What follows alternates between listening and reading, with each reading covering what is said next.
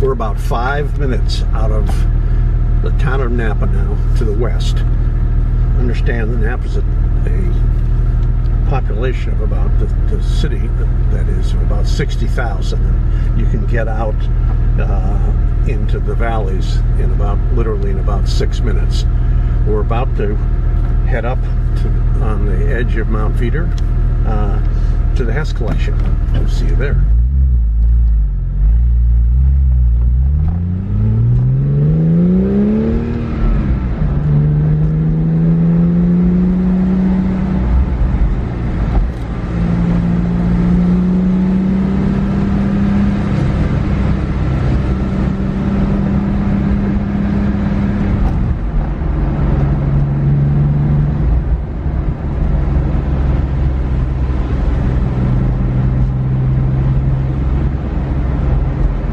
This is a great bike riding course.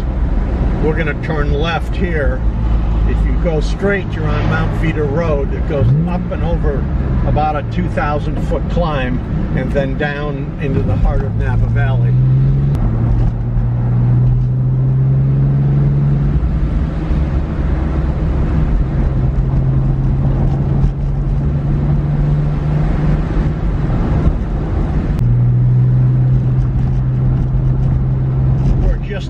It's right around this corner.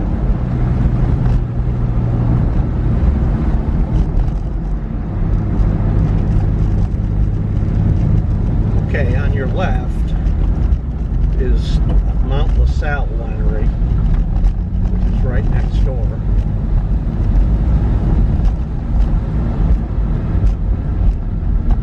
And here we are. Okay, this is the entrance.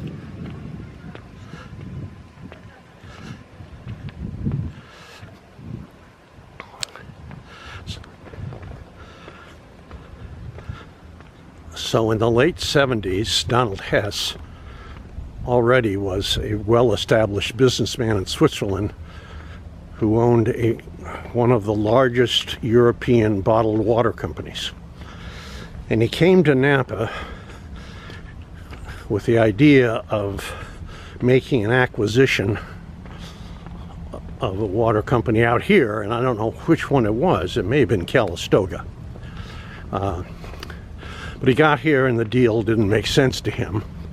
So he decided he'd spend a day or so, and he didn't know much about California wines, hadn't heard much about them. Remember, this was the late 70s and French wines were still king, and maybe they still are. And so he went to a restaurant in Yountville, and while he was there, of course, he had some California wine. I don't know which restaurant it was, but I would be really surprised if it weren't the French Laundry, which back then didn't have 3 stars, but still was a great restaurant. We actually went to that restaurant back in those days, and it was great even back then. So this is the garden. We'll sit down and talk about Donald Hess.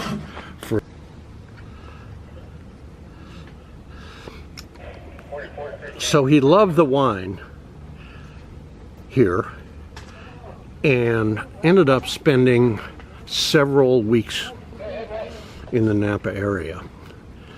At the end of that period of time, he bought about 600 acres up here on Mount Veeder, of which I think about 60 acres ultimately were under plantings. He found this building, which was an old Christian Brothers wine. And in 1978, he made his first Hess collection, Mount Veeder Cabernet Sauvignon. Okay, well, let's go in now and take a look at the winery.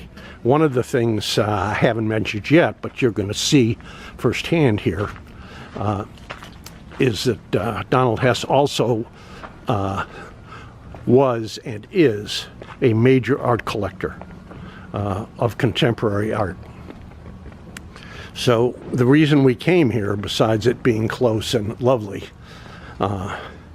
was to show you not only the winery, but his art gallery. So here we go. It's kind of barged in here, and off camera spoke to the manager, Catherine, who was very nice, and is allowing us to film on the third floor. There are 2 floors to the gallery. The second, most of the pieces have copyright issues that preclude the works from being filmed, but not the third. And the pièce de résistance of this collection is on the 3rd floor. So here we are.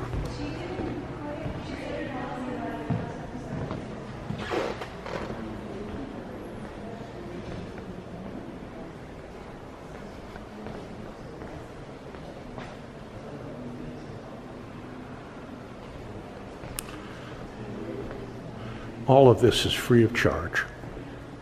There's a tasting fee.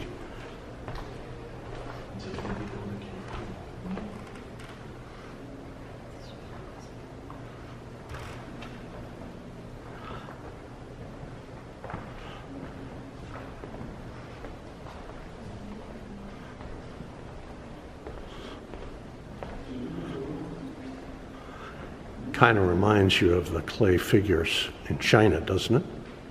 The terracotta men.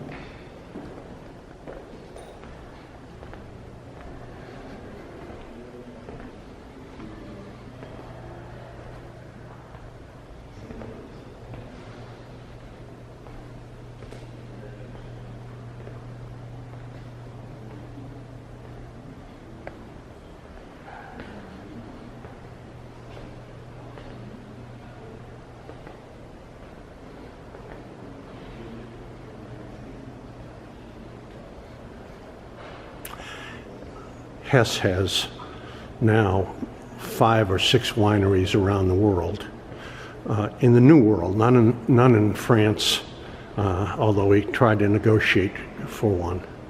Okay, here's my favorite.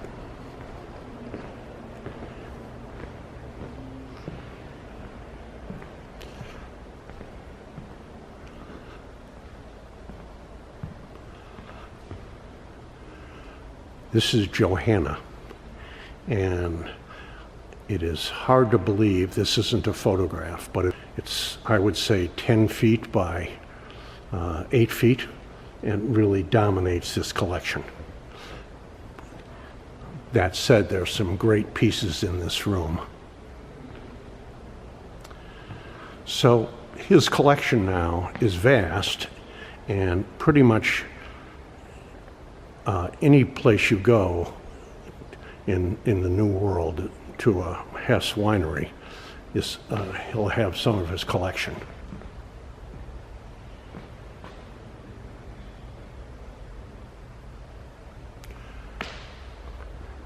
Now it's noon on a Friday, right in the heart of the tourist season here. And as you can see how crowded it is. There's basically nobody here. Okay, let's go in the tasting room.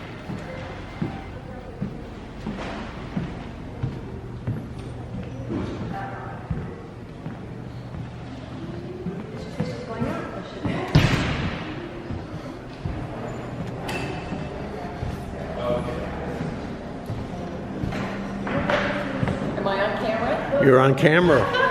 You're going to be on YouTube. Welcome to Hess.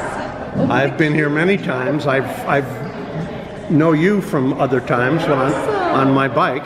I'm a local, and How are you? could I just have a splash of a Vider Cabernet?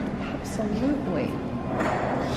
This wine, I think, in the early days, was the Wine Spectator Wine of the Year. It's amazing. It's amazing. 13. Now 13? Yes. We've had a string of good vintages here. Delish. Enjoy. I'm convinced that Napa Cab is was a big Bordeaux fan, but I'm convinced that Napa Cab reigns supreme now. And a friend of mine told me, you know, Bordeaux is always blended, and their growing season is so short they can't allow the grapes to ripen like we can in this valley.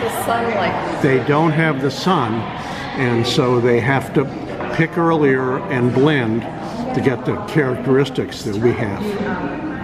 Awesome. We'll enjoy that. Thank you so much.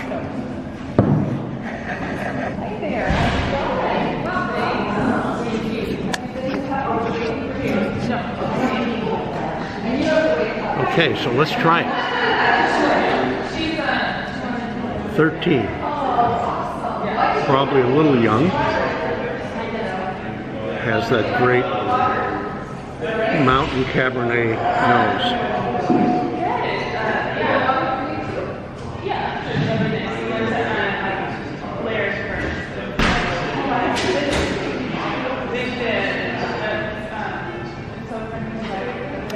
That's sensational. Okay, well, that's a brief tour of the Hess collection. And there are in the Napa Valley more than 600 wineries, believe it or not. I can't begin to keep up with them. So there are an unlimited number, virtually, of fantastic places to visit. And these people, if you're an insider and a local, they will open up the winery to you mostly, and we can probably get into some really great places. And as I mentioned in my introductory video, there are some extraordinary car collections that are tucked away in some of these wineries. One is open to the public, which I know we can get into. One I visited,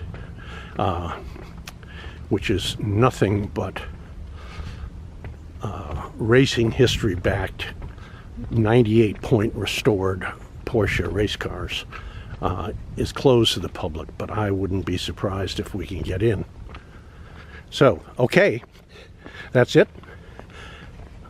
Until next time, I hope you enjoyed the video. If you like it, please add any comments and hit the subscribe button.